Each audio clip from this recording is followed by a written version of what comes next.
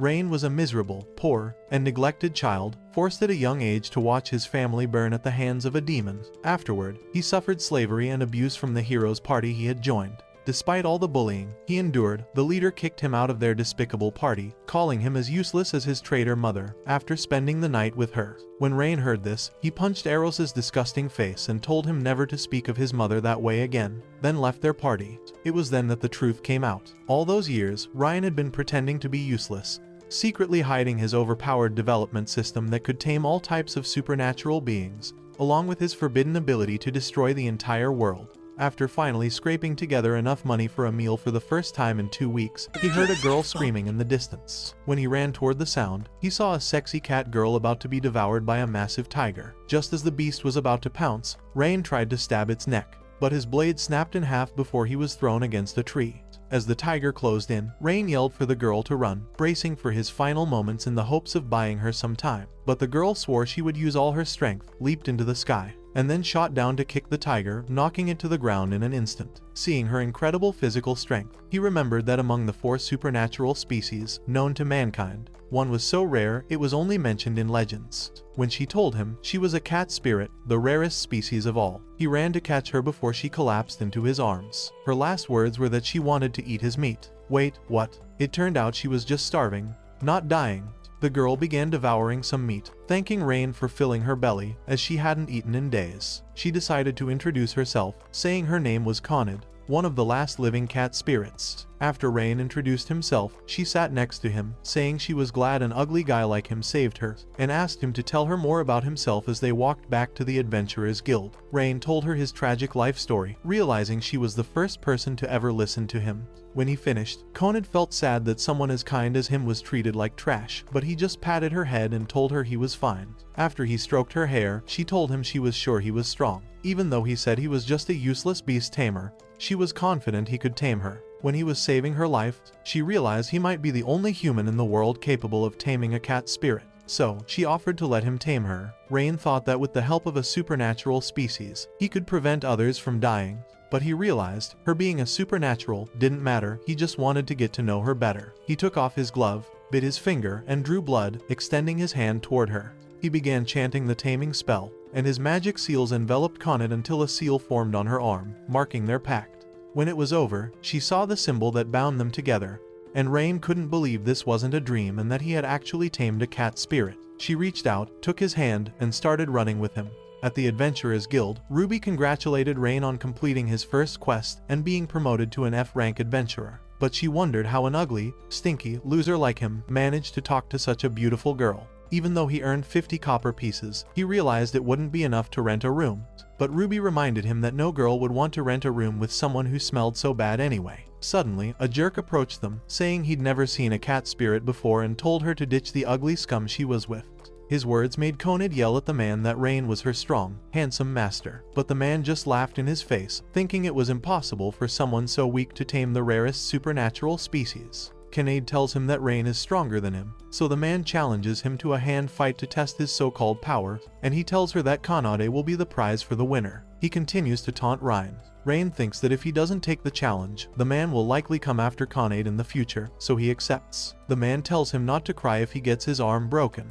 Immediately after the fight starts, Rain uses all his might to snap the man's arm down and break the table. Connet raises Rain's hand happily and announces him as the winner. The man lies on the floor, screaming in pain from a broken hand. Natalie walks in to see what the commotion is about and realizes it is the usual troublemaker. She apologizes to Rain, and she tells him that the guild was aware of the man causing trouble, and that they've been contemplating suspending his license. As the man writhes in pain, he grabs Natalie's skirt, making her angry. She grabs a table and hits him on the head. As Natalie turns to leave, she asks him sternly how he contracted an ultimate species during his tests. Rain and Connet are afraid that she is angry, but she apologizes to them. She tells him happily that they expect good things from him now that he has a strong partner. Natalie picks up the passed out man and drags him out as she leaves. Rain looks at his hand and wonders how he won. Connet tells him that when he is contracted to an ultimate species, it amplifies his power. She tells him that he is as strong as her right now. Rain says he had no idea because he had never met anyone contracted to an ultimate species before. Connet says she was happy when he stood up for her. In excitement, she tells him that they should go do their job as adventurers now. A few hours later, Connet is seen disappointed because they were picking herbs, and she thought they'd be doing something exciting. She screams at him in frustration and says they're supposed to be rescuing a princess or hunting for a legendary sword. Ryan tells her that he is at the bottom, which means basic jobs for now. She gets powered up and promises to get all the herbs so they can increase rank. She turns around to see him commending the rabbits for bringing the herbs they needed. She tells him sadly that she was hoping to get the herbs and screams at the rabbits for hogging all the attention, as she also wanted a pat on the head. Rain tells her they need to return to the guild, but Connet tells him that she senses something, and they run to check it out. They see a group of gangs, the Ebon Fangs, picking on an old merchant. Connet tells Ryan that they are a ruthless gang with over 100 men. He tells her they need to stop them. Rain says he will jump in and handle them while she takes care of the old man. They both charge in, and while Rain continues to fight them off, Connet goes to protect the old man. She turns to stare at Ryan and thinks that he will make a very good beast tamer one day, but she is afraid that because of her power, he may not be able to control it or that it might break his mind. She thinks it might be safer for them if she fights instead of him. As she continues to stare at his fight, he handles himself well, and she can't help but admire him, forgetting herself in the moment. Rain finished his fight and called out to her. That's when she realized she was supposed to be protecting the man. Rain notices the redness on her face and asks worriedly if she is hurt. Connet is embarrassed and tells him it is amazing that he fought without weapons. Rain explained that they were trained in martial arts so that they could tame animals without hurting them with weapons. The old man thanked them for saving him. Rain asked him why he was traveling alone. The old man told him he contracted guards, but they ran away as soon as they saw the gang. He told them that he was worried that the gang would come for revenge once they heard of this. Rain says if they are that dangerous, then he needs to capture all of them. The old man and Connet are shocked. Connet runs after him as he leaves. Later, on their way to the gang's hideout, Connet tries to dissuade him, but he tells her that if they run, the merchant may end up killed instead. Connet is still scared, but Rain says he has a plan. They reach the hideout and Rain thanks a squirrel for leading them there. Connet is frustrated because she wanted to find the hideout, but the squirrel bested her to it. Rain tries to cheer her up and tells her that she has been of great help. She asks about his plan, and Rain explains that he made a contract with Arby. They have a paralytic sting that puts anyone down for 12 hours. Connet is surprised and tells him she thought bees were considered insects, so how can he tame them? Rain explains to her that he learned how to become an insect tamer too. Connet is amazed that he has those skills and tells him that he is full of surprises. Rain says he will send the bees inside the hideout, and he tells her to go into town and get help. Connet gets sad again and tells him that he is always doing the heavy lifting, and she wonders if she is really of any help to him. Ryan assures her that she is helpful. She asks him what he meant earlier by bringing help, and Ryan tells her to bring some adventurers and also report to the knights. He says they are tasked with maintaining peace, so they will come if she tells them about the bandits. She tells him to be careful, and Ryan promises to run if things get out of hand, and she leaves. The bee that he signed a contract with arrived with a bunch of others, and Rain also entered into a contract with them. In another part of town, Mina and Lean are seen heaving out of breath. Mina tells her that no one followed them. It turns out that they were the ones who ran away when the Ebon Fangs were threatening the old man. Lean tells her she thought it was a way to make quick money, but they had to run into a bunch of bandits. She says she wishes they went with Arios and Agaf to hang out with nobles instead. Mina tells her she was the one who said it was a waste of time before. Lean tells her she still thinks it is a waste of time, and she doesn't get why they have to suck up to rich people who are not even royalty. She angrily grabbed the young beast tamer they brought in to replace Ryan. She tells him that he couldn't even buy them time and ran away first. The man tells them that he is a beast tamer and cannot fight. Mina asks why he didn't scout the area properly. She says he only contracted one squirrel. Lean says he should have contacted about 20 of them. The man is shocked and tells her that is not possible. He says most people can't even talk less often at once. He says beast tamers tame one beast at a time, and if they tried to tame more than one at a time, it would destroy their nervous system. Lean remembers that Rain can tame dozens of beasts at the same time. She threatens the boy with her magic and tells him that he should take the blame for the failed mission, and nobody can ever know that they were involved. The boy fearfully agrees and runs away. Mina starts to talk about Rain, but Lean cuts in and leaves as she also thinks about Rain and doesn't want to believe what the boy said. Inside the cave, the bees have paralyzed the gang. Rain thanks them and breaks the contract. Just then, Connet arrives with help. The adventurers commend Rain for handling the gang all by himself and tell him they'll handle the rest. He thanks them and looks around, not seeing the knights. They tell him that the knights refuse to come. Rain pats Connet on the head and thanks her for her help. She happily tells him she is glad to help. Suddenly, the cave shakes and they hear a deep rumbling inside. Just then, giant king lizards break the cage doors and come out of their cages. Rain is shocked and wonders what C-ranked monsters are doing in the cage. One of the gang members tells him that they keep them around for use in times when they are attacked. He shouts at the monsters to attack, but one of the monsters kills him instantly and starts attacking everyone in the cave. Rain punches one of them, and it falls. Connet also attacks the monsters, leaving the adventurers astounded as they watch. Rain tells them to clear the cave and leave the monsters to them. As they fight the monsters, Rain wonders that the old him would have been useless, but now he has Connet. He feels unstoppable. Outside the cave, the men wonder if the duo has been killed, but just then, they walk out of the cave victoriously. The crowd erupts with cheers and praise. Rain feels good, as he cannot believe he is the same person who was kicked out of the hero party. He looks at Connet, thanks her for being by his side, and tells her that he feels that with her by his side, he can do anything. Connet is thrilled. That evening, Connet leaps onto the bed, thrilled to be sleeping in a bed, but Rain just stops at the door, fearing they will have to share a room. Rain recounts the events that preceded this startling scene. He claims that because it was considered an accomplishment to take out the gang, hauling the group they had captured kept them up until late at night. After that, they were called to the guild to receive a reward.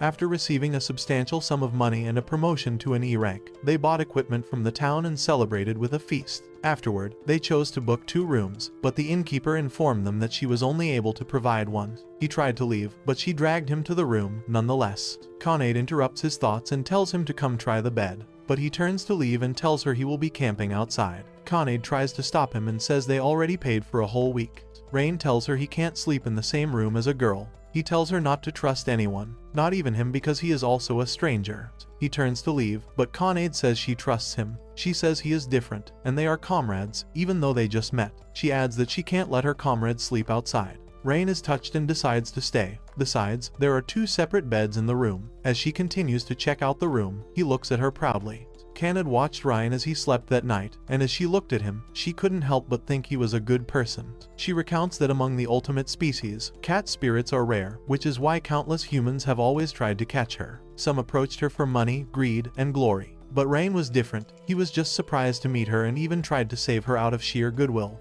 She said he showed interest in knowing her, which made her very happy. She adds that Ryan may still be hurt from being kicked out, but he never shows it and just smiles. She then promises to make him smile. A week later, Rain and Connet are seen happily picking herbs. Rain narrates that they have been enjoying their lives as adventurers. Later that day, they head to the guild, and Natalie tells them that the guard dog of Stride Bridge has been picking fights with anyone who tries to cross. She says the guard dog hasn't killed anyone yet, as they just leave once they feel they've won the battle. She pleads with him to take the job.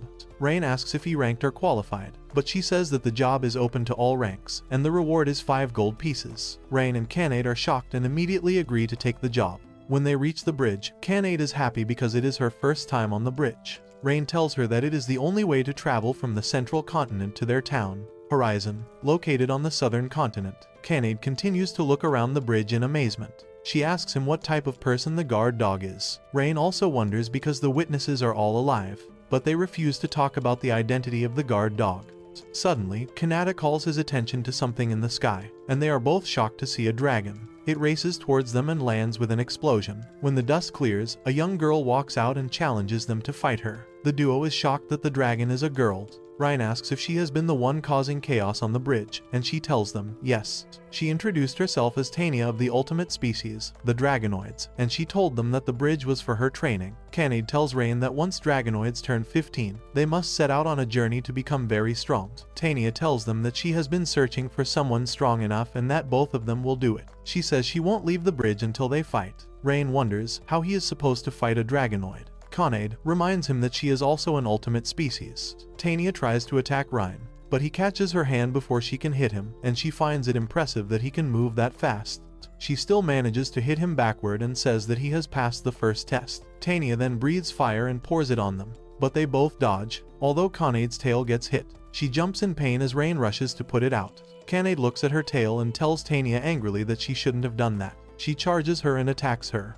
Rain looked at them in amazement as they both matched each other's strength. He decides to join the fight, and they both attack Tania together. but Tania is no match for them as she blocks the attack. She held Rain by his arms, and Connet by a foot whirled them around and then threw them into the sky. She then uses her hands to blast them with fire. When the smoke from the blast settles, she is surprised to see them doing fine. It turns out, the duo used their feet to boost themselves and push themselves out of the way. Tania commended them for lasting so long. Rain thinks about the fight and wonders how they are supposed to win when she is so powerful. He tells Connet to buy him 3 minutes so he can carry out his plan. She goes to attack Tania, while Rain goes to search for birds to tame. The two girls continue to dish and dodge their blows swiftly. Tania wonders how long she can last, and Connet tells her that Rain has a plan. Rain is shocked. She said that because it was supposed to be a secret. He focused his power, found a bird, and cast a spell. He tells the bird to bring some friends back. Rain comes back to join them and tells Connet to leave the rest to him. Tania asks if she will be fighting him next, but Ryan tells her she will be fighting the birds. The birds fly in and start pecking all over Tania's body. They couldn't hurt her, but she still found it very annoying. She angrily hits them, and they fly away.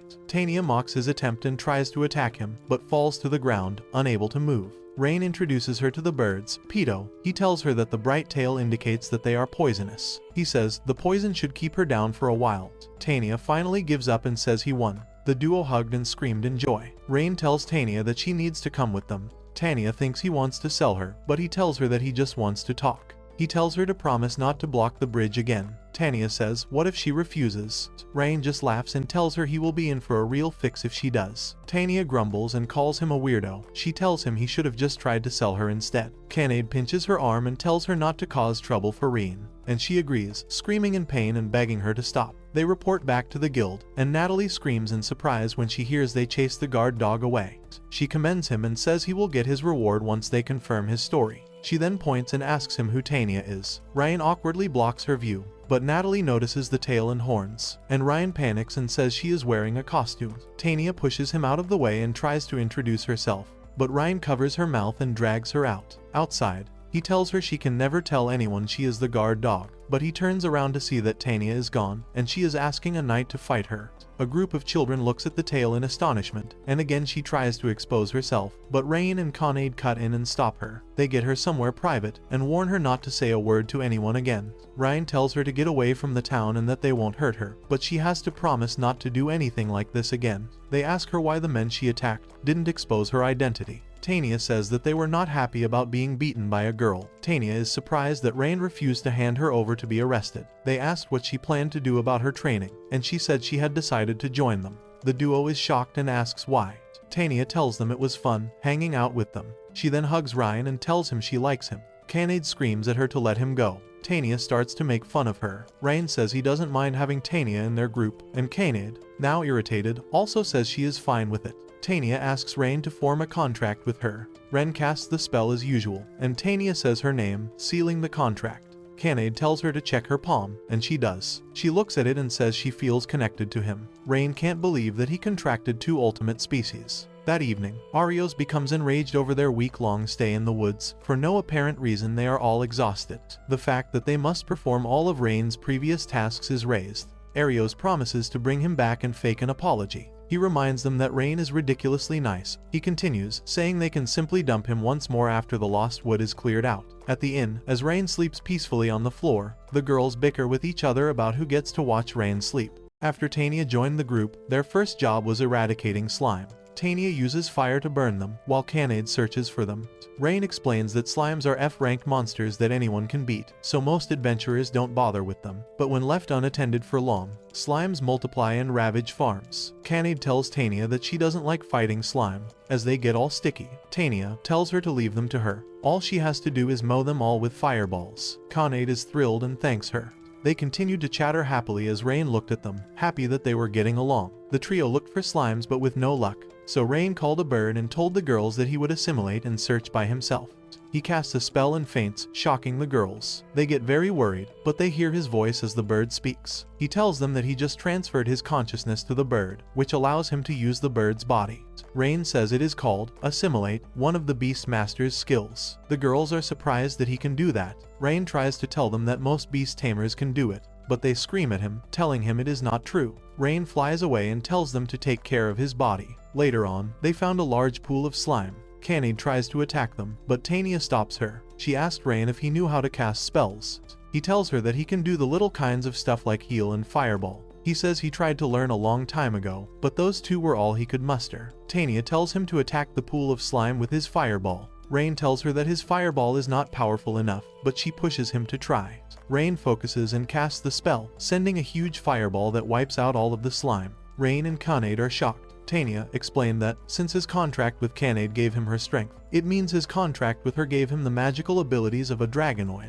She says her fire is also powered by magic, and adds that dragon magic is the second most powerful among the ultimate species. Rain doesn't understand a word she says. Just then, more slimes gathered again, so Tania said they would use them for Rain's practice. She tells him that since he can't control the magic yet, he should still try since he is their master. Rain gets powered up, decides to do it, and thinks he doesn't want to embarrass the ultimate species that chose him. He asks Tania to be his teacher, and she agrees. They start the practice, but Tania is a very strict teacher, and Ryan is exhausted, but more slime turns up. Later on at the guild, the girls wait outside for Rian. A child walks up to them and asks about what they hunted today, and they tell her that they got a bunch of slime. They continue to discuss until Rain comes out. He tells them that they got paid a lot, so they head to the market to buy supplies and food. Rain looks at the girls as they go around. He explains that people believe it when they tell them that Tania is an odd girl in a dragonoid costume. They go to a restaurant to eat, and Tania and Connet eat a whole bunch of food, way too fast. Rain just looks at them, amazed. They thank him for the food, and he thanks them for working so hard. He also thanked Tania for teaching him earlier. She asks him where he learned to tame beasts, and Connet says she is also curious. Rain tells them about his village, and the story goes back in time to when he was just a little boy. He said his parents were also beast tamers, so he was always learning. He also learned about insect taming from someone in the village. It was a small village, without a name. He sadly says that the village doesn't exist anymore. Connet apologizes for making him remember a sad memory, but he tells her it is alright. The girls both tell him that they asked because they wanted to know more about him, and he adds that if it is too painful, then he doesn't have to talk about it. He tells them that he wants them to know, so he starts to recount his childhood. When Rain was 12 years old, his parents were busy that day, so they couldn't watch him practice. He went to the outskirts of his village and practiced till late at night. When it got dark, he turned and saw that the sky was red towards the village. But when he arrived, the village was already burned to the ground with everyone in it. The village has been attacked by monsters. Adventurers rescued him and took him into custody. They left him at an inn that belonged to her friend. He had to work for them to earn his keep. He had to struggle to survive. Until half a year ago, when he met the hero party. Adios was looking for a comrade and asked him to join them. He joined them happily, thinking he could make a difference there. But the reality was different from what he expected, as all they did was use him for menial jobs. Rain finished narrating his story and apologized for burdening them. Connet grabbed his hands and said she wondered where he got the courage to fight since the day she met him, but now she realizes that he just doesn't want anyone to go through what he did, so he tries to help everyone, making him pleased. Tania also joins her hands in and tells him that he is too kind for his own good and way too earnest. She adds calmly that it is not a bad thing. Tania doesn't like getting emotional, so she closes her eyes and quickly adds that she is proud to have him as a master. Rain remembers all he went through with the hero party, and as he looks at the girls, tears fill his eyes. The girls startle him as they get angry on his behalf with the hero party. They continue to rant, but Ryan tries to calm them down. The girls start to bicker and tease themselves as Rain looks at them happily and wishes things would remain just as they are. The next morning, their next job is hunting orcs. Orcs are E-ranked monsters. Although they are not very strong, they are smart and fight with weapons. Connet challenges Tania to see who can defeat her more. Tania agrees, and they both try to attack, but Tania just rains fire at one and kills a bunch of them. They continue to fight the monsters and defeat them easily. Tania and Connet continue to challenge each other, but Rain warns them not to get carried away.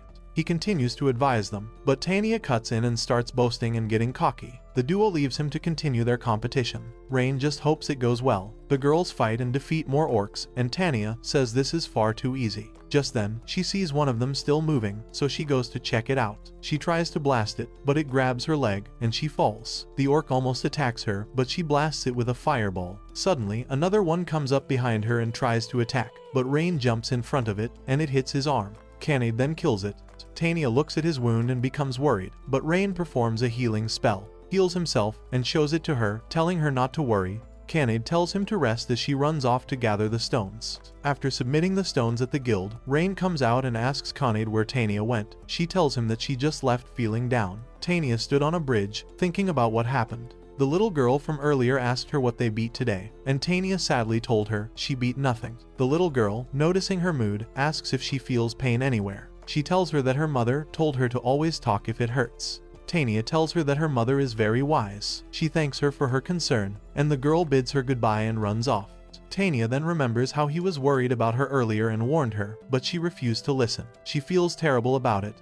Rain interrupts her thoughts and asks her what is wrong. She stammered for a bit and then apologized for what happened earlier, but Rain patted her on the head and told her to stop worrying about it. She is surprised that he is not angry, and he tells her that he is just glad that she is safe. He tells her that Connet is worried about her. Connet runs in and hugs her in tears. That night, Rain asks the innkeeper if a spare room is now available, but she tells him no. The innkeeper and Rain continue to bicker as Tania stares at him, amazed that he didn't scold her earlier. As Rain slept that night on the floor, Tania continued to watch him. She thought the floor must be uncomfortable, but he let them sleep comfortably on the beds. Thoughts about Rain kept filtering into her mind. She realized that she may have feelings for him, and she denied it, telling herself that she was just kind to him. She dressed in his covers and looked at him as she smiled happily. The next morning, as the trio walked down a path, Connet kept singing happily and told Rain that it was a successful job song. Tania agrees that they have been successfully carrying out their tasks, and tells him it is time to get him weapons, and Rain says they can get some once they get back. They continue to chatter happily. But suddenly, Rain stops dead in his tracks as he sees the hero party. Rain sighs and tells the girls that they will be taking another route as he turns to leave. Arios stops him and tells him not to act so cold. He casually tells him that they are sorry, and adds that even though Rain was useless, they should have picked better words to send him away. This makes Rain very angry. Tania and Connet cut in, and Arios is about to tell Tania off when he notices that they are the ultimate species. He is shocked, and he asks them what they are doing here. Connet tells him that they are Rain's comrades, and Arios concludes that Rain must be serving them. Connet angrily reprimands him and says that Rain is their master. The hero party cannot believe it. Rain asks what they want, and Arios tells him that they tried to brace the lost woods, but the path kept changing, leading them back where they started.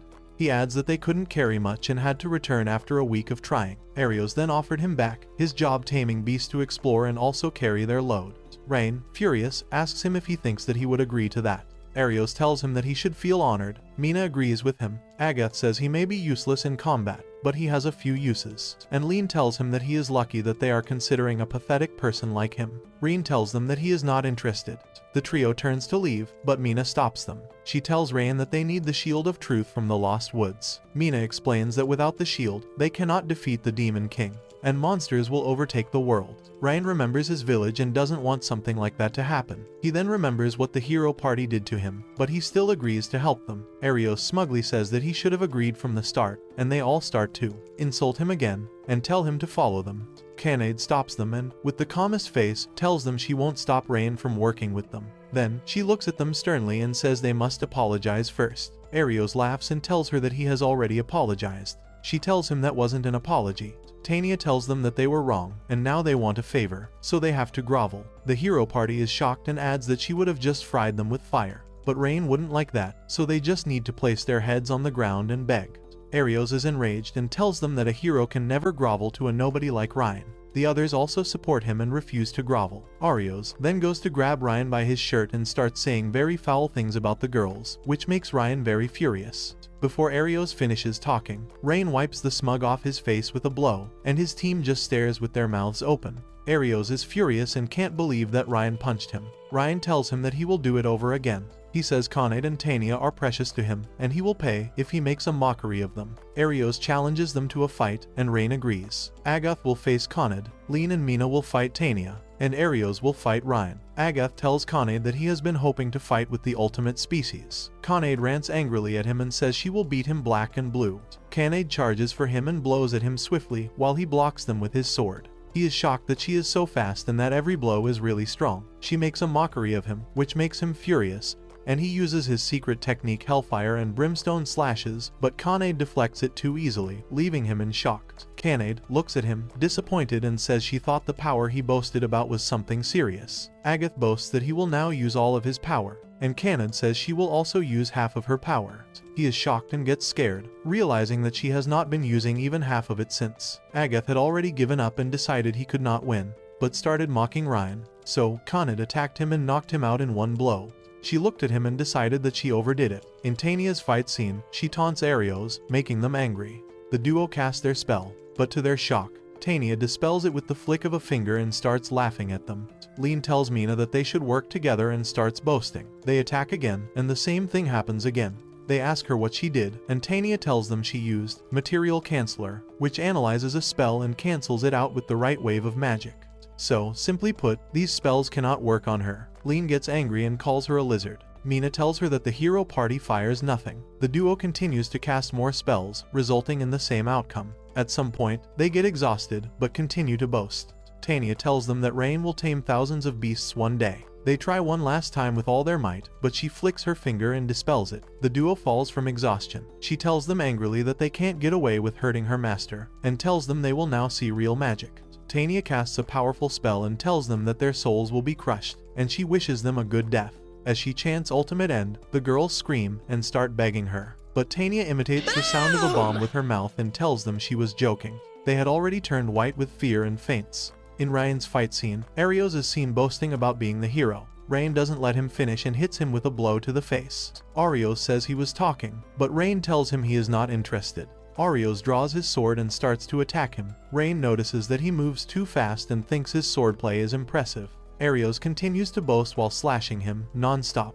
But Rain doesn't feel the desperation he felt when he was fighting Tania. Rain catches him by his wrist and asks him if that is all he has. Arios is shocked. Rain gives him a fatal punch as he falls back, wondering how he has that kind of power. Rain doesn't stop and goes in for another, but he dodges it. He starts to attack Rain again, asking him how, and Rain explains how he got his power from Connet and tells him he can't hit him because he is a beast tamer and his job is to study his targets. He explains that he has been studying Arios' fights since the first time they met, so now he knows all his moves before he makes them. Suddenly, Arios sends a ball of lightning that explodes in front of Ryan. He tells him that he has the hero's special magic. He attacks with his lighting again, but Rain counters it with his fireball. Arios taunts him and says the only magic he has is healing and fireballs. He continues attacking Rain with different magic spells, but Rain dodges them. Rain thinks it may be hard to fight him with magic, but he fights with the one thing he is good at. Arios charges for him again but stops midway because he can't move anymore and falls to his knee. Rain introduces him to Arby. Arios is shocked and wonders why he tamed a bee. It turns out that during the sword fight, he sent out his thoughts and formed contact with them. Rain tells him he lost and adds that he is still angry about how he mocked Connet and Tania. Arios starts to beg him and narrate how they traveled together, but Rain gives him a final blow, and he passes out. Rain smiles, pleased with his revenge, and the girls call his attention, waving happily as they race towards him, and they all embrace each other amidst laughter. Up next, the trio is seen in the Lost Woods. Tania points out that it is even dark during the day. She says they should just burn down the forest. Ryan tells her that it is full of life, so they can't. Ryan tells them that the shield of truth, which only the hero can wield, is somewhere inside. He looks at the map the hero party made and says it is worthless now, as the woods would have changed paths. He says they need to find the shield because they have been contracted. The scene goes back to what happened after the fight when the hero party hangs their heads in shame and apologizes, but Tania is not having it as she continues making them do it repeatedly. Connet asks Ryan if they should forgive them, and he agrees. Arios seethes with anger but agrees they can put the event behind them. Arios tells them that the shield of truth is in the possession of monsters in the deepest part of the woods. He gets a bit cocky and says they must acquire it for him, the hero, but Connet and Tania angrily reprimand him, but Rain pats them on the head, calming them down. Back inside the Lost Woods, Rain thinks about how to brace for the challenge ahead. The two girls are not having it and tell him they shouldn't have taken the mission. Tania, with a hair flip, boasts she could defeat the Demon King alone. Connet asks worriedly if he is okay with helping the hero party. Rain just pats their heads. Tania asks him why he just started patting them. He apologizes, but Connet is okay with it.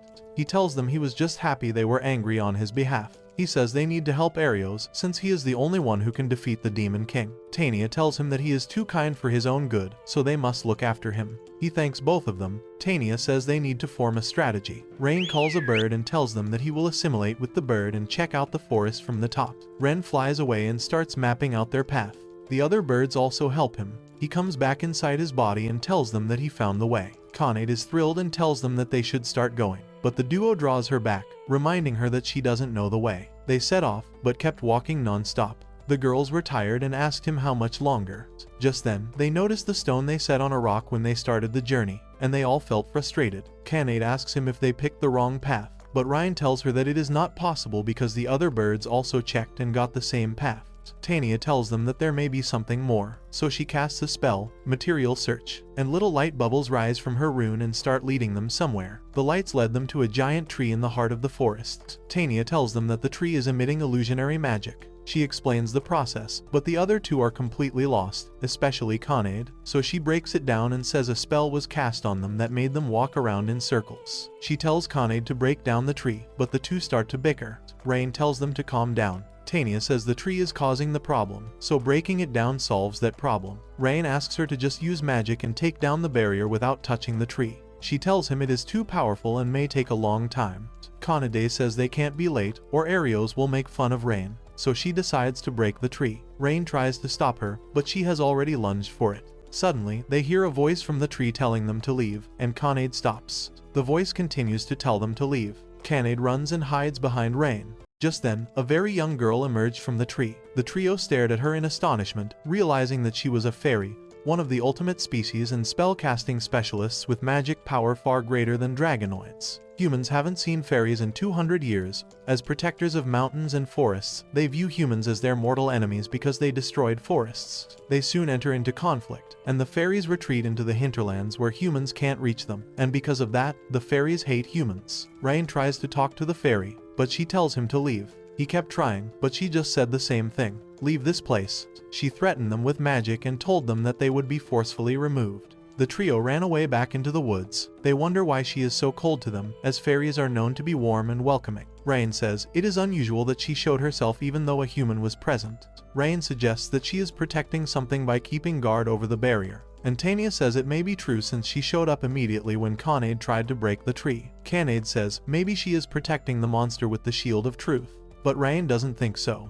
Tania tells them that there is no time, and they should break down the barrier and continue. She suggests that Connet break the tree while she distracts the fairy. But Rain says he would rather just talk to her again, leaving the girls shocked. They try to dissuade him, but he says he would rather not use force. They give up and tell him he is just too kind. Later on, they go back in, and the girl tells him the same thing. Rain says he is not the enemy and wants no trouble. She raises her hand to cast a spell, but Rain tells her to attack him if that will help her trust him, and he tells her not to hurt the other two. She agrees and starts to cast a spell. Rain stops the duo from helping him. Rain remembers how he tamed a wild animal that tried to attack him and says he won't give up. She shoots magic arrows at him, cutting him, but he doesn't move. She asks him why, and he says he just wants to talk. The fairy cannot believe he stood there under her attack just to get her trust and wonders if he is human, like the ones that trampled on their lands a long time ago. He tells her that not all humans are like that.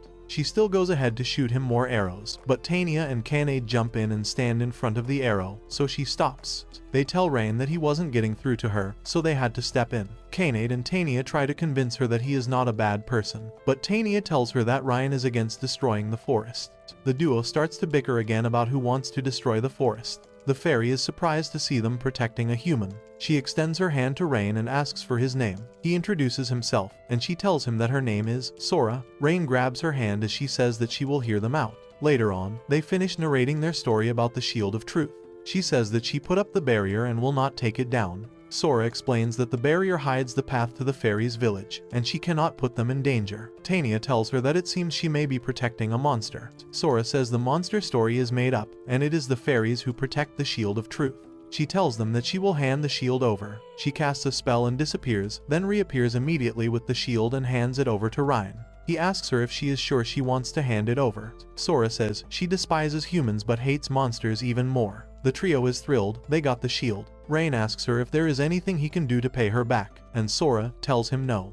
She explains to them that the fairies made a pact with the last hero to protect them and handed it over to the next hero. Tania assures Rain that Sora seems fine with them taking the shield. They decide to go back to the city. Rain thanks her, and she tells him to leave.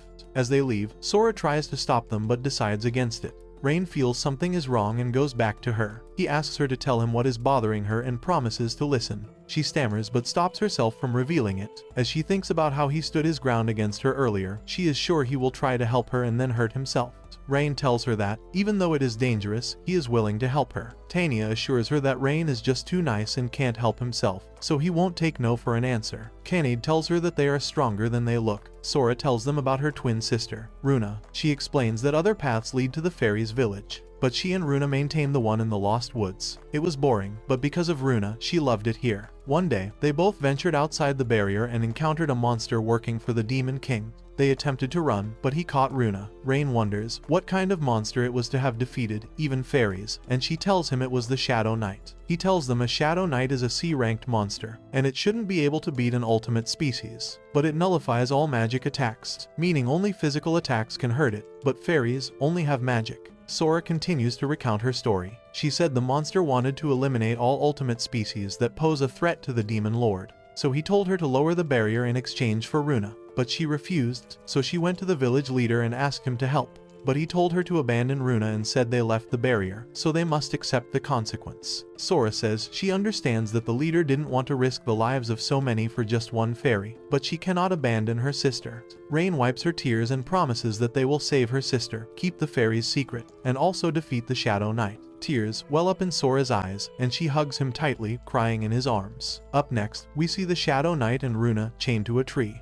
Later on, Sora informs the trio that the Shadow Knight has demanded that she remove the barrier before sundown today, or he will kill Runa. She directs them to the Shadow Knight's hideout. Sora wants to go with them, but they advise her against it, fearing that the Shadow Knight will harm Runa once he realizes that Sora has broken the deal. They promise to bring Runa back safely. Upon reaching the hideout, they devise a plan and attack the Shadow Knight together. Rain distracts him with a fireball, while Connet lands a kick from above, and Rain attacks him again. The monster realizes that they have come to save the fairy and tries to kill her. However, Tania blocks the attack with her wings, picks up Runa, and flies away with her. The Shadow Knight tries to shoot Tania down, but Connet and Rain attack him together. The Shadow Knight gets angry and turns into a whirlwind, wreaking havoc in the forest. Rain realizes that this was the reason why the Shadow Knight wanted to take the village alone. Rain tells Connet that they must stop him because the forest won't survive this. Rain decides to hold the monster down while Connet hits him, but she is not confident that her attack is enough. Rain assures her that he will handle the rest and seeks help from the Arby's by making a contract with them. He sends the bees towards the Shadow King, saying their sting may not work, but it should keep him distracted. While he is distracted, Rain casts a spell to boost Connet's powers and she punches a hole through him, killing him instantly. Connet excitedly asks Ryan what he did to her before. He explains that because of Tania's power, he was able to cast the spell and temporarily boost her abilities. Tania interrupts them. She says Runa is just sleeping and is fine. She asks Rain how he was able to learn the boost spell because she thought it was lost. Rain tells her that he learned how to cast it in his hometown. Connet interrupts them and chatters happily about striking a victory pose. They continue to talk, and Runa wakes up. She asks them who they are, and Rain tells her that Sora sent them. Later on, at the barrier, Runa and Sora embrace each other happily. Sora thanks them for saving her sister, and he tells her that there is no need. Sora wonders what might have happened if Rain hadn't shown up. Runa cuts in, makes up a lewd scenario, and starts teasing Rain that his male instinct must be painting a picture. Sora reprimands her angrily, and they run around bickering. Rain looks at them and thinks they look the same, but their character is the exact opposite. Connet tells them that they can now live together, but they tell her that they must leave. Sora says she can't live with those who would have abandoned her sister. Rain warns them to be careful. Runa says she doesn't want to be captured again, and she is worried that they don't know where to go. Connet cuts in and asks the duo to join them. Tania also agrees, and Ryan asks the girls if they are fine with joining a party with a human. Sora tells him that he taught her that some humans are good, and although she doesn't trust other humans, she trusts him. Runa tells him that as long as her sister is good, she doesn't mind. Rain happily tells them that he would like to have them on board. The two sisters tell Rain to form a contract with them. Rain is a bit concerned because he knows how to tame different beasts, and even Connet and Tania, but fairies are a bit like solving a new puzzle. Tania teases him, and Connet tells him he can do it, so he decides to give it a try. He does the usual blood and palm ritual, and although he is still doubtful as he thinks about what kind of magic he needs to build as he focuses, the right magic structure comes to him. Ray performs the spell and asks the girls to speak their names. Fortunately, they do, and the link is formed. They check their hands to see the pattern. Tania and Connet start to cheer him, but Rain feels a bit lightheaded as the spell drains him, and he almost falls, but Sora and Runa catch him and tell him to lean on them. Tania and Connet watch them in horror. The two sisters thank him happily and call him master. After they leave the woods, Rain takes the shield to the hero party while the girls hide behind a plant. Watching them, they discuss and agree that they'll jump in if anything starts happening to Ryan. Ryan hands it to them as they look at him in shock. Arios says it has only been 2 days since he left, and Ryan tells him that they got it in 2 days. Arios is shocked, says that is impossible, and tells him it must be a fake. Mina casts a spell on it for appraisal and confirms it is the real thing. Arios wonders how they got it so quickly, so he looks over and notices the 2 new girls. Rain blocks them and says it is none of his business. Ryan had made them hide their wings, as it may cause panic if word gets out that way. Arios hands him the money for the job, and he confirms it and turns to leave, hoping never to run into them again, but Agath stops him and asks if he can return to the party. Arios is furious and tells him to stop. Agath tells him that it is clear they need rain, and he even retrieved the relic that they struggled with. Lean and Mina both agree, and Arios realizes that he has no say in the matter. Agatha tells Rain that he promises they will pay and treat him better. He smiles and downplays what happened, making Rain angry. He realizes that they have not changed at all. The girls come out of hiding, and Connet tells him he should leave. Agon tells him that defeating the Demon King will gain him fame and power. Rain says that he doesn't need any of that. Rain thinks back on his life and then looks at the girls and realizes that he has got all he ever wanted. He takes their hand and leaves. The hero party truly never changed, as they continued to call him names after he left. They leave Arios alone in the room as he remembers the fight with Ryan. He says the pain and humiliation haven't gone away, and he angrily vows to erase Ryan. Later that day, as they sit under a tree, the girls ask Ryan if someone else, apart from the hero, can defeat the Demon King. Ryan explains to them that the old legend says the Demon King used his powers to control people, and no one could turn against him. So, the first hero made a contract with the gods and took their blood into his body. The hero was able to defeat the Demon King. He then freed the people and brought peace. Tania and Connet tell him that the first hero sounds like a good man, unlike the new one. He explains to them that, no matter how strong other people get, they can't defeat the Demon King without divine blood. But the hero is different, and the blood removes all limits to his growth.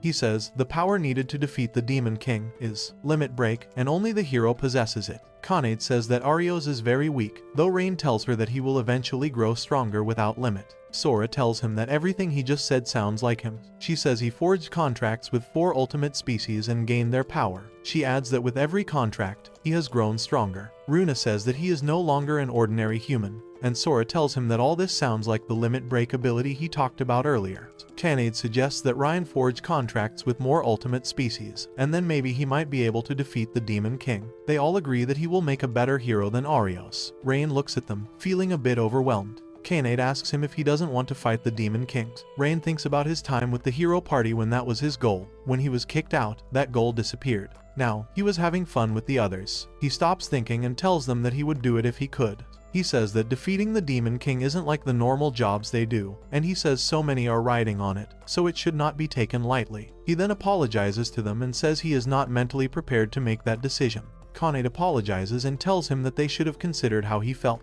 Rain tells them, with firmness, that he will start thinking about it now. They all happily cheer him on and tell him that they will wait for his decision. Connet tells him that no matter what he chooses to do, they will always be with him, and he happily thanks them. It is now time for Rain and the hero to choose their paths. Rain wakes up the next morning, looks at the girls sleeping peacefully, and hopes an extra room becomes available soon as the space is already too tight. That morning at breakfast, Tania reminds him about getting a weapon for himself as they discuss. Runa cuts in to talk about the delicious soup, and Sora admonishes her. Rain says he has enough cash since the last mission, so they can go buy weapons. After breakfast, they head out. On their way, Sora and Runa grab Rain's hands tightly, looking around them fearfully. Ray cheerfully tells them that they will be fine. They continue to talk, but the girls scream as 2 gruff-looking men shout Tania's name. They were both beaten during Tania's time as the guard dog of Stride Bridge, and the men came to swear loyalty to her. She tells them that she will fight them again once they get stronger. Sora and Runa watch as Tania and Connet are able to befriend humans.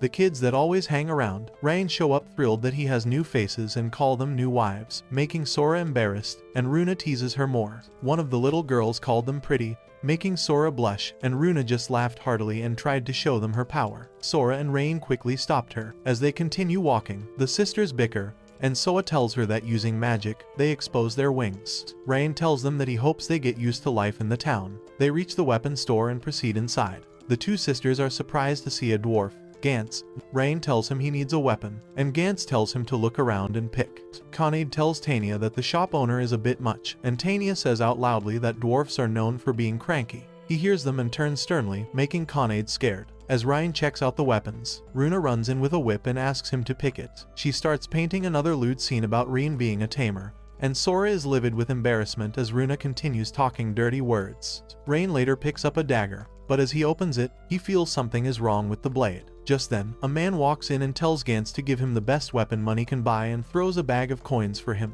He handed the man a pretty looking blade, and the man flexed it a few times before leaving. Rain asked the dwarf if the weapon he just sold was the best he had. He added that the sword looks pretty, but it may not be conducive to use in combat. He tells me that everything in the shop is also on display and not very good. Gantz burst into laughter and told Rain that he has a good eye. He explained to them that these were weapons he made when he was bored. The twins call him a total ripoff, making him angry. He says he doesn't charge for more than they're worth, and he then reveals some of the good ones he made. Rain asks him why he makes the fake weapons when he can make something as impressive as that. Gantz says that people come in and all they want is a weapon to show off, and then after buying the weapons, they throw them away after they find something new. This made him lose his faith in crafting. He recounts that the weapons are like his children, and he just wants them to go to someone worthy. Tania gleefully tells the man that she got him, and the both of them hit it off. Rain and Connet both agree that the two do seem to have a lot of pride. The dwarf asks Rain how he knew the weapons were different. Rain tells him that his job as a beast tamer entails that he observe things closely, so he picked up the habit of observing his surroundings. Connet and Tania, as usual, commend Ryan for his abilities. Gantz says he likes Ryan and would have loved to make him a personalized weapon. They start to celebrate before he finishes, but he interrupts them and says he doesn't have the materials to make a special weapon. Later that day, they all go to the guild and see that it is a little busier than usual. Connet asks Natalie why it is so busy.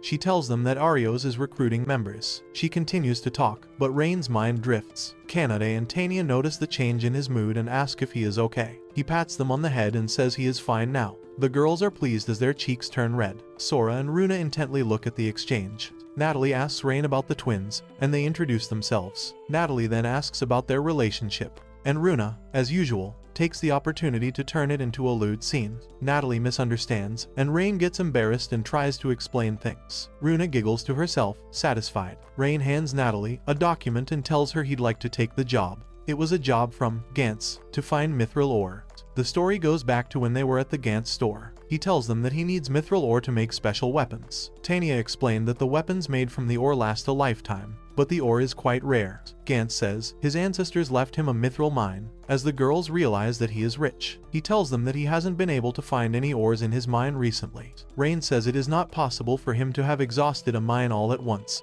which means someone may be behind it. Gantz apologizes for not being able to make him a weapon, but Rain has other ideas, and the girls catch on and tell him to spill it, and they will all help whatever the plan is. Rain thanks them. He tells Gantz to let them investigate the issue, but Gantz is worried that they may get hurt, but Rain tells him not to worry. Gantz agrees and asks him how much gold he will receive in exchange for his service. Rain tells him to make him a weapon in exchange. Gantz is very pleased that someone wants his weapon more than his money. Later, outside the guild, the team talks about Gantz and agrees that he is not a grump after all, and just cares about his weapons. They cheer and hope the mission is a success. They start off their journey to the mine, full of energy. Connet, Tania, and Ryan seem to be enjoying the walk, but they turn back to see the twins exhausted, and they both pass out. Rain decides they need to stop and let the girls rest. Sora apologizes for slowing them down, as fairies lack stamina despite their powerful magic. Rain realizes that they are close to a lake, and takes them there. The girls plead with Rain to let them swim, and he agrees. Connet suddenly starts taking off her clothes, shocking them. Rain leaves them, and goes into the woods to give them some privacy. He then makes a contract with 2 squirrels to inform him in case the girls get into trouble, and he lies down to rest. Back at the lake, the girls enjoy themselves cooling off and relaxing. Something suddenly grabs Connet as she screams so loudly, waking Rain up. He notices that there is no reaction from the squirrel, but still races towards the girls, worried. He gets to the lake, ready to attack, but sees a very small fish grabbing her tail. Everyone is shocked as they look at him. Rain quickly turns away in embarrassment, and the girls scream in unison. Later on, as they sat down, Rain kept apologizing, feeling extremely ashamed of what happened earlier. Sora is also livid about the fact that Rain saw her body. He bows his head and apologizes to them, saying he will do anything. Tania flicks his head jokingly and tells him to behave like nothing happened. They told him it was not his fault since he came running because he thought the girls were in trouble. He thanks them, and Tania suggests that he should go swimming, but Sora adds that they may sneak a peek at him, and Sora screams at the thought of it. Rain awkwardly says he will pass. They reach the mine and hide just outside it. Rain points out that someone may be inside, stealing the ore. He sees a feather fall and looks up to see a bird observing them, and he realizes that another beast tamer may be inside. Two men walk out of the mine and hear them. Ryan tells the girls not to be rough, as he would like to question them after they agree. The girls do the exact opposite and knock the men out. Rain asks what happened, and Tania tells him that the man ran into her fist. The twins offer to use magic and check their memories instead. Rain is surprised that they can do that. They cast a port, memory search, spell and see the thieves. They tell Rain that there are 5 more inside the cave, and they are all adventurers. The twins ask him if they have been of any help. Rain says yes and thanks them, but they tell him to pat them on the head like he does for Connet and Tania. He pats them on the head, making them happy. They prepare to enter the cave, and Ryan tells them to be careful because the enemy has been watching them from above, meaning there is a beast tamer among the thieves. Inside the mine, the thieves worry about the men they sent out earlier. The beast tamer tells them that the men have been attacked and tells them to prepare to crush the intruders. As Rain and his team walk inside, a fireball charges towards them, and the fairies deflect the attack. The thieves try to attack again, but they use magic to tie 2 of them up. 2 more try to shoot arrows, but Tania attacks them swiftly, and Connet ties them up. The last man remaining asks Rain who they are, and he tells him that Gantz sent them. He tries to attack Rain with a dagger, but Rain takes him down with 1 blow. The man refuses to give up, and summons a monster, Behemoth, a B-ranked monster. The team wonders how he was able to tame a monster this powerful. The man tells them that he found and tamed the monster when it was young, so he didn't need any special powers. He tells the monster to kill them, and it charges towards them. The monster hits the cave, and it starts shaking violently. Connet and Tania take the twins and the remaining thieves outside, while Rain stays to handle the monster. Outside the cave, Tania offers to watch them while Connet goes to help Ryan. Inside the cave, Rain is still fighting with the beast, but a cave stone falls on Rain's shoulder, and the beast almost hits him, but Connet saves him in time. He thanks her and asks about the others. Connet tells him that Tania is watching them. Rain tells her that he will fight the monster while she captures the man. He explains that the fastest way to stop the fight is to capture the man and have him call off the monster. The man angrily says they need to die because no one can know about them stealing the ore. Rain has already studied the moves of the monster and dodges its blow well. He hits it with a fireball to slow it down. Connet has already caught the man. He tells Rain that he'd rather die than stop the attack. The monster continues to attack him, and he remembers what Connet told him, that his abilities were stronger than he could imagine. The monster tries to finish him off, but Rain tames the beast and breaks its contract with the thief. The man shouts at the monster, but it doesn't move. He sees that the pattern on his hand has disappeared, so Rain explains to him what he did. Connet is shocked, as she has never heard of a beast tamer being able to steal another's control. The man gets enraged and starts to shout, then screams at it to attack. This makes the beast very unstable. Rain tries to stop him, but he keeps on shouting till the monster loses control and tries to kill him. Rain quickly steps in, hits the monster with a fireball, and kills it. Rain tells the man that even with taming, you can never remove the animosity they have against humans. He says the monster was trying to stay calm, but the man's animosity drove it to rampage. Rain later talked to the thieves outside and learned that they found out that Gantz sold them bad weapons. So they decided to take revenge on him by stealing the ore so that he couldn't make weapons anymore. They tell Gantz the story, and he feels sad that he deceived people because of his pride in his weapons. He says that he should have made weapons he'd be proud of no matter who wields them. Rain tells him to make things right and put his heart into making the weapons. Gantz is touched that a young boy is comforting him. He promises to deal honestly with his customers and weapons. He then asks Ryan what type of weapon he wants, and Ryan says he needs a dagger and a gauntlet. He then whispers to Gantz about his ideas for the weapon, leaving the girls very curious. Gantz tells him to give him some time, and he'll get it ready. Ryan then tells the girls that it is time for them to have a break, and the girls are delighted. Later that night, Arios is having an interview for his crew. He tells the man in front of him that he didn't pass. The man tries to plead his case, but Arios tells him that it is because he can only tame one animal at a time and he can't even fight. The man tells him he can tame other animals in battle to help him fight. Arios asks if he can tame an ultimate species, and the man tells him that no one can tame them. Arios still tells him that he doesn't have the qualifications and asks him to leave. Mina tells him that the man was the last one of them. Mina wonders what Arios is doing because the man and many others that he failed were all qualified for the post. She thinks he just keeps comparing them to Rain. Mina is not happy that they have been doing nothing, instead of going to defeat the Demon King. She musters the courage and decides to talk. She tells him that his criteria may be too strict. Arios angrily asks if she is suggesting that his judgment is clouded. She realizes that he is just trying to pour his anger on everyone and decides to retreat. She compliments him, and he tells her they may need to stay in town longer, even though she doesn't like it. Mina agrees with him and leaves, but she turns and subtly reminds him that he has a mission to save the world. Arios pulls out a ring and says to himself that there is something he needs to do before saving the world, and that is to use the ring and eliminate Rain. Rain goes to the guild the next morning to ask Natalie about the ore thieves, and she tells him that they were stripped of their license and sentenced to hard labor. Rain goes out, feeling sad about it, and the twins try to comfort him. Sora tells him that leaving a monster at large may have caused more problems later. Rain cheers them up and thanks the girls. He takes them for a walk through town. The girls are now able to walk around and talk to people on their own. Connet and Tania are still at the inn sleeping. The girls come across a hot dog stand, and Rain explains what it is, but they don't understand, so he buys it for them to try, and they absolutely love it. After eating, the girls ask him about the abilities he got from them, just like how he got powers from Connet and Tania. Rain thought about it and told them he hasn't felt anything yet. The girls are disappointed, but they ask him to check. Maybe he can access their ultimate magic. They explain that ultimate magic is more advanced than normal magic and only fairies can access it. Rain checks his mind and tells him that no new magic has appeared yet. The girls are disappointed that their contract gifted him nothing. Rain calms them down and pats them on the head. He says he doesn't expect anything from them. The girls ask him why he put so much faith in them. Sora said that their village abandoned them, even though it was their fault for leaving the barrier. But he never leaves anyone behind. Runa tells him that he has 2 other strong comrades that are useful to him, but he still acts like they are useful to him. Rain told them that he had been thinking about why things didn't work with the hero party, and it was partly because he couldn't trust himself. When they first set out, he didn't have confidence in himself, and to compensate for that, he worked hard to be useful, but they still kicked him out. He says maybe if he had trusted them, things might have been different. The girl says it is not true and tells him that the hero party are just bad people. Rain says he can't change the past, but now that he has comrades of his own, he wants to build trust with them. He says he also sees the twins as his comrades. The girls are happy. Runa and Sora start to bicker about food, so Rain tells them that they should go get the others and eat lunch. Rain is happy that the girls are back to themselves. Suddenly, a voice stops them. He asks for the girls' names. They answer him and start to check them out.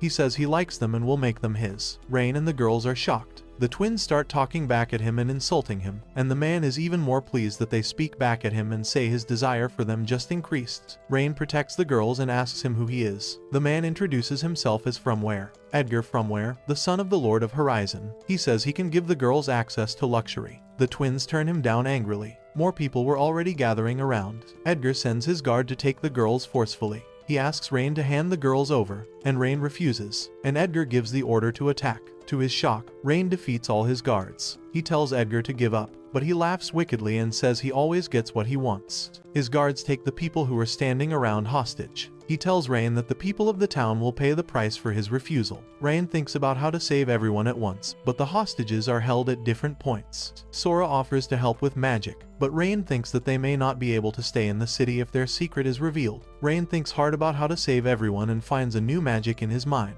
He cast a spell that made several fireballs at once and took out all the guards. The twins are surprised. He performed a consecutive incantation, a special fairy skill that helps you cast one spell multiple times at once. He points a sword at Edward and tells him to leave and never show his face again. Edgar turns to leave and tells Rain that he will regret this. The twins thank Rain for saving them. The people who were held hostage also thank him for saving them. An old lady tells them that she is glad they are fine, but they have to leave Horizon and go far away. Just above them, Arios is seen looking at Ryan with a wicked smile and the ring in his hand. Back at the inn, Runa narrates everything that happened to Connet and Tania. They all discuss the magic that Ryan used. Ryan said he now has better control of his magic than the last time he practiced with Tania. Sora says their magic control, which he got from the contract, has made him control the magic he got from Tania. Runa is happy that they are now useful to Ryan. Connet commends them, and Tania can't believe she slept throughout the action. Connet is angry and starts calling Edgar names. Rain tells them that, according to the townspeople, Edgar kidnaps women and locks them in his mansion. Tania wonders how he gets away with evil. and Rain tells her that his father uses his power to silence the victims. Connet wonders why the knights don't arrest him, and Runa says that he was investigated but they couldn't find evidence. Tania is enraged and thinks it might be time to burn Edgar's mansion. Rain calms her down and says she can't just rush in there with guns blazing, but she is already too angry and tells him that the man might come after the twins or the townspeople. Rain says they need to tread with caution. Rain thinks about all the townspeople and says he wants to save them all, but he is not a hero. He remembers the old woman's words to leave the town. Connet tells him that she knows what he is thinking, but he can't help the town by running away. He is surprised they know what he is thinking, and Tania flicks his head and says that she knows he wants to save everyone, but he thinks he needs to choose between his team and the townspeople. Sora and Runa also tell him that it is too much to carry other people's burdens, but that is just who he is. The girls all agree that they want to save the city instead of running. Rain thanks them and says he will stay and help the city as they cheer for him. Later that night, Edgar and his father just finished talking, and as the Lord turned to leave, he told Edgar to ask him if he needed help. Edgar said he could handle it himself. He turns to his guard, Gillette, and asks about the event from earlier. Gillette tells him that if anyone files a complaint, he will have them dealt with. Edgar tells him to investigate Ryan and bring him in. He throws money at Gillette and tells him that he gets a bonus if he brings Rain. Gillette agrees and leaves. Edgar remembers what Rain did to him, is furious, and says he will make him regret it. He then rings a bell, and a young girl comes to the door, very scared. He pulls her by her hair and angrily shoves her to the ground. He started insulting and beating her up, with a wicked smile on his face. The young girl weakly begs for someone to help her. The following day, Ryan and Connet go to the Order of Knights. She is a bit nervous to enter. They go in and tell the receptionist that they want to file a complaint for assault by Edgar. The receptionist is a bit surprised. A knight interrupts them and says he heard it was just a minor scuffle, so there is no need for them to investigate. Connet starts to tell him off, but Ryan stops her. The knights make a joke about it, and they all laugh. As Rain and Connet walk back to the inn, Rain tells her that the knights may be working with Edgar, which is why the investigation always fails. Connet stops abruptly as she feels someone in a dark alley. A female knight comes out, and Connet says she was following them. The knight surrenders and says she was following them to talk. She apologizes to them for not being straight with them. Rain is surprised that she bowed to them and tells her that it is fine. She introduced herself as Stella in place, vice captain of the Horizon branch of the Order of Knights. Rain and Connet also introduce themselves. She thanks Rain and says she heard that he and Connet defeated the Ebonfangs, and back then and now she is ashamed for failing to protect people as a knight. She tells them that she wants to punish Edgar's family for their wrongdoings and that she needs his help. Stella explains that most of the knights have been corrupted and work with Edgar. She says that they have forgotten their duties and now cover up crimes for Edgar and his family. She says that their leader, Gillette, is also in on it. She was contemplating how to restore the knights when he showed up to make a report. She tells him she can't trust anyone, despite her rank, and asks him to help her. Rain thinks that he wants to help, but it may be a trap. Connet interrupts his thoughts and tells him that they can trust Stella, as she doesn't send any bad vibes. Rain tells Stella that they will help. She is thrilled and thanks him. She asks him why he is going after the Lord of Horizon, and Ryan says they found out what was happening and decided to do something about it.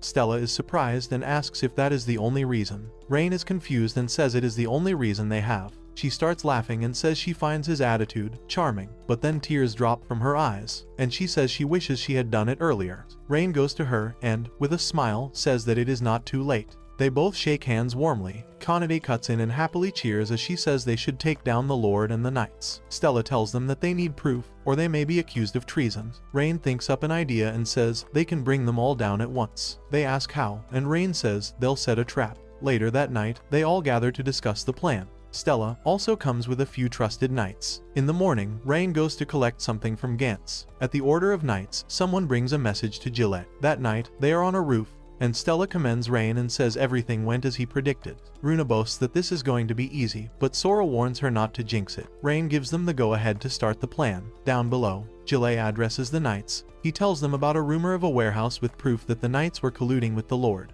Gillette says he doesn't believe it, but if it is true and the proof comes to light, it will be the end for both them and Edgar. Gillette says they must deal with it, without Stella and the others knowing. The knights go to the warehouse, and Gillette tells them to destroy the target as soon as anyone sees it. They enter the warehouse, but something hits them. They try to open it, but the door shuts. Outside the warehouse, the twins are casting a spell and sealing the doors. Inside the warehouse, the knights are being attacked by Rain using a gauntlet that he asked Gantz to make. That was what he went to collect the morning before the attack, and Gantz told him that the dagger may take a while to make. Stella commends Rain for the weapon. He tries to shoot Gillette. Gillette counters the attack with his sword, surprising them. Gillette sees the duo, and Stella tells him to surrender. She says her comrades are already taking over the branch office. She tells Rain that they need to finish this, and Gillette realizes that he is the one called Rain and tells him he will be capturing him and presenting him to Edgar. Stella asks Rain to let her fight Gillette, and he agrees. She goes down to face him, and Gillette says she will be executed for treason. They start to fight, but he distracts Stella and hits her. Rain calls out to her, but she tells him not to worry. Gillette tells her that there is no justice in this world. She remembers a young Gillette, who she used to look up to. Stella charges towards him and slashes him as he falls to the ground. She angrily tells him that he abandoned justice for greed. Back at Edgar's mansion, he heard about the Gillette and his night arrest and poured out his anger on the young girl, beating her as he went. Edgar stops and says he has a lot of guards, so they can't touch him. Suddenly, Arios interrupts him from the window and says he is a hater of Rain, just like him. Edgar only realized then that Rain had worked with Stella to plan the takeover. Arios tells him that Ryan tamed the ultimate species, and Edgar doesn't stand a chance. He tells him that Ryan will still take everything from him and destroy his lifestyle. Edgar is furious and says he owns the city. Arios gives him the ring and tells him that it brings death to its target. Edgar looks at it and laughs wickedly. Arios tells him that negative emotions will bring out the ring's power even more. He disappears as he tells Edgar to bring death to Rain. The scene opens up with a young fox-like girl lying down on a porch, relaxing, singing a song, and remembering how everyone here is so nice to her. Up next, the same girl is seen in a cell, locked and battered. She is the same girl that Edgar has been using as his punching bag. She silently whispers for someone to help her. Up next, Stella and her knights are seen trying to gain entrance into the Lord's mansion as the guards try to stop them. She tells them that she is here for an inspection.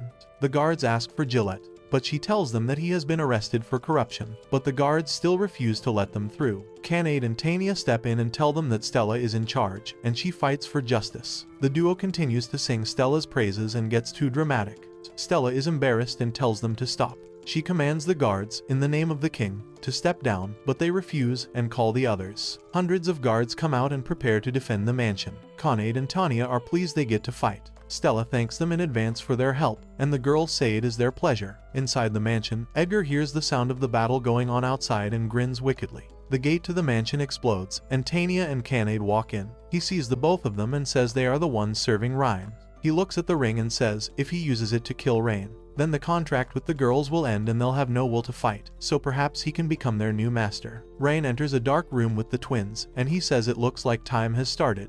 It turns out, they use the commotion outside to enter the mansion easily. Rain and Sora discuss how to rescue the kidnapped girls, but Runa gets too hyped and raises her voice. Sora stops her and says that they need to be quiet. Rain tells them they have to go, and Runa again shouts in excitement. Sora tries to stop her. Runa casts a material search spell, and Sora says that all humans possess magic, and the spell will help them trace and find the victims and use their magic to teleport them out of the mansion. Rain and Sora discuss the plan to catch Edgar.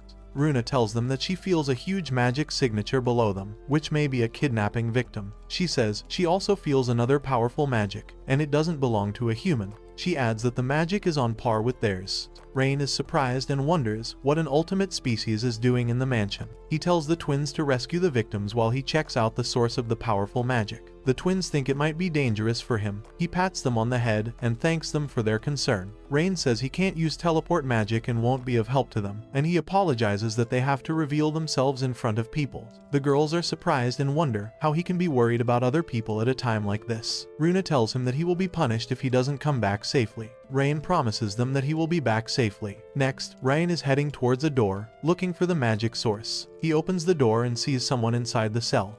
He realizes that she is the ultimate species, a demigod. As she begins to wake, Ryan raced in and broke the lock, startling her. He casts a healing spell to tend to her wounds. He reassures her that she is safe and introduces himself. He then asks for her name, and the girl in tears says, Nina. She embraces him. The story goes back in time to when Nina was first kidnapped as a child.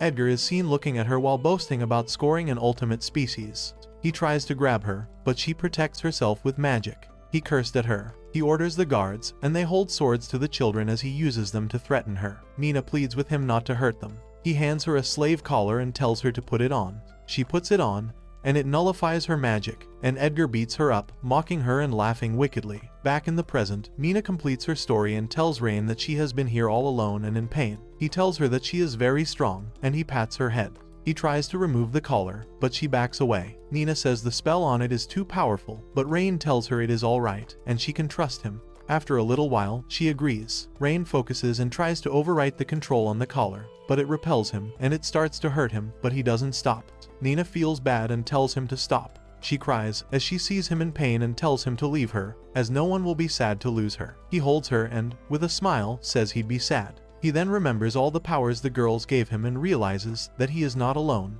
He uses all his might and breaks the spell. He almost fell as the magic drained him a bit. Nina catches him, and as she embraces him, she tells him that she doesn't want him to suffer, as it would make her sad. Outside the mansion, the guards are still trying to protect the mansion. Tania is already bored with the fight, and Connet teases her. The leader of the guards orders them to bring out the women so they can use them as hostages. But suddenly, fireballs rain on the soldiers as the twins appear. The twins inform them that they have taken the prisoners to a safe place, so they don't need to hold off anymore. Tania cracks her knuckles happily, and Connet jumps in excitement as they go all out and attack the soldiers. Stella tells her knight to arrest the guards once they have been subdued, while she goes inside to arrest the lord's family herself. Edgar watches everything from his window. His father walks in and asks why he couldn't handle this. Edgar tells him to escape while he erases all the proof because, without it, the knights have nothing. His father is pleased, and he leaves. Somewhere in the mansion, Rain carries Nina on his back, and the girls call out to him. He introduces them to Nina, and they all scream in unison that he picked up another girl.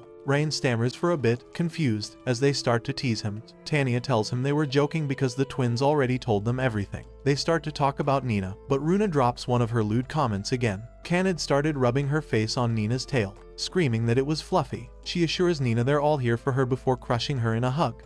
They all start to talk at the same time, and Rain happily looks at them. Stella calls his attention and commends him. They both agree that it is not over until they arrest the Lord and his son. Just then, the Lord runs out and sees them. Stella tells him to surrender, but he refuses. Ryan uses his gauntlet to tie him up as he lands and falls. Edgar comes out and points the ring at Rain, telling him to die. An ominous magic flows out of the ring and forms a grim reaper. The reaper attacks Rain, and Connet tries to stop it, but it hits him. Outside, Arios is seen watching them from a distance and is happy that his plan worked. He says he will finally be able to sleep well and fly off. Rain opens his eyes and is surprised that nothing happened. Connet hugs him happily. The others try to look for a wound on his body, but Rain assures them that he is fine. Sora says that what they saw was the epic magic of Death Scythe, an instant death spell that inflicts death on anything. They all wonder why he didn't die immediately. They start brainstorming ideas for why, but nothing fits. Nonetheless, they are just relieved that he didn't die. Runa casts a poison spell on him, but it doesn't work,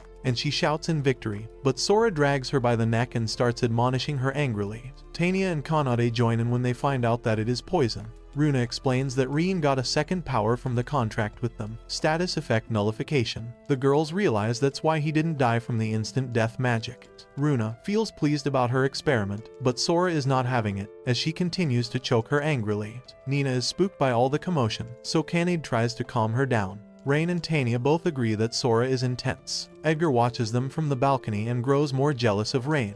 His rage and jealousy get too much, and he breaks the ring, exposing a giant purple blob. It attacks and swallows him. The blob grows, and Rain tries to stop it as he blasts it with a fireball, but the entity solidifies and starts cracking open, and a demon comes out of it. It thanks them for awakening him. Rain realizes he has seen it before. It was the same one that burned down his village. The demon says it will now kill them to express its gratitude.